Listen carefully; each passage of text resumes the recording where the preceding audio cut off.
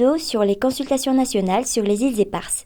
Cet élan d'unité nationale a abouti à la rédaction d'un document synthétisant les propositions recueillies lors des différents ateliers organisés au CCIVAT les 9, 10 et 11 décembre.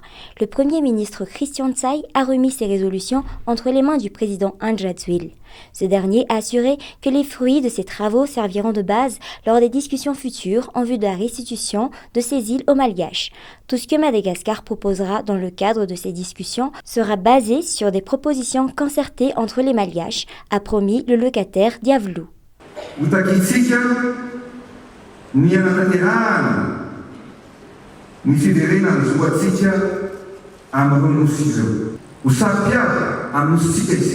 Usapia am tandrazatsika isika koa tsy nihevitra irery na hevitra toka noentina satria tsy nosy n'olona iray ireo fa nosy ny malagasy iray manontolo voaraiko ary ho atao toko-dalana ny fikevitra ny songadina sy navosonareo tamin'ity tetikasa zay natao tefetika.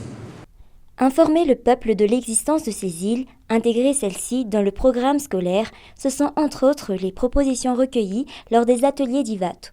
Sur le plan diplomatique, les recommandations ont porté sur la révision de la politique extérieure de Madagascar.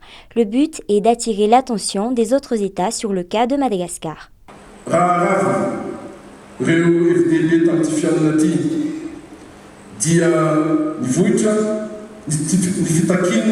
Ny amerenana ny fiandranam-pirenena malagasy amin'ny vondrony nosy sambatra, nosy kely, nosy bedimaky ary nosy apely.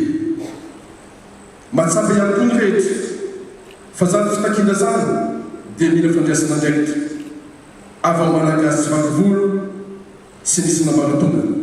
L'amiral Didier Ratsiraka, ancien président de la République, est confiant quant à la restitution par la France des Nous Malagasy à Madagascar. Il estime que ce ne serait qu'une question de temps.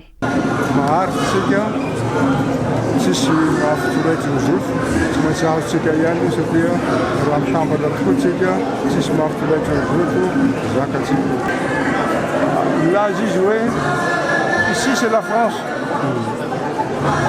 Manaitatsi izy fa raison ambony raison ambany dininy tsara inona no ataontsika zao mangataka ny famerenana nireo nosy ireo aty Madagasikara mitaky famerenana avy amin'ny frantsay zany hoe mbola azy izy zao normal izy aminazy hoe ici c'est la France pour le moment.